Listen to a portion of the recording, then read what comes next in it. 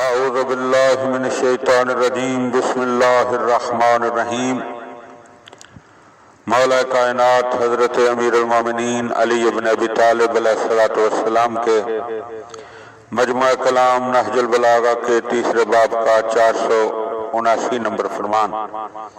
وقال علیہ السلام، آپ علیہ السلام نے ارشاد فرمایا، شر الاخوان من تکلف لہو۔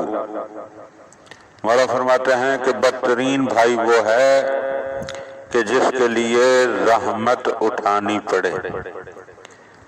قال رضی کہتے ہیں کہ لأن تکلیفہ مستلزم المشقتہ، کہ یہ اس لیے ہے کہ مقدور سے زیادہ تکلیف رنج و مشقت کا سبب ہوتی ہے۔ وَهُوَ شَرٌ لَازِمٌ عَنِ الْأَخِّ الْمُتَكَلِّفِ لَهُ، اور جس بھائی کے لیے تکلف کیا جائے اسے لازمی طور پر رحمت پہنچے گی۔ وَهُوَ شَرُّ الْإِخْوَانِ، اور یقیناً وہ بدترین بھائی ہوگا۔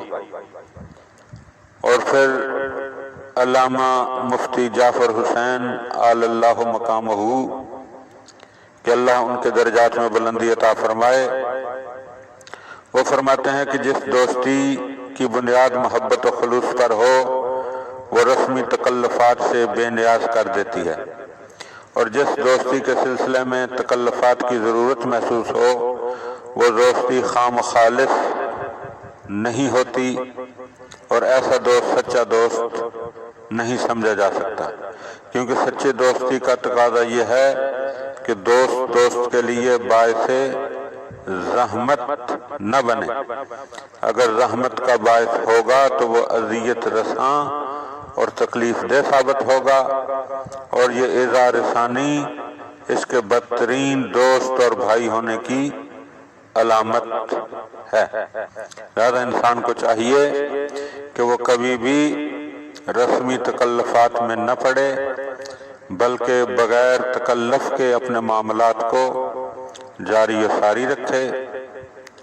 بارگاہ الہی میں دعا ہے کہ خداوند عالم ہمیں ان فرامین کو سمجھنے اور بے جا تکلفات سے بچنے کی توفیق عطا فرمائے۔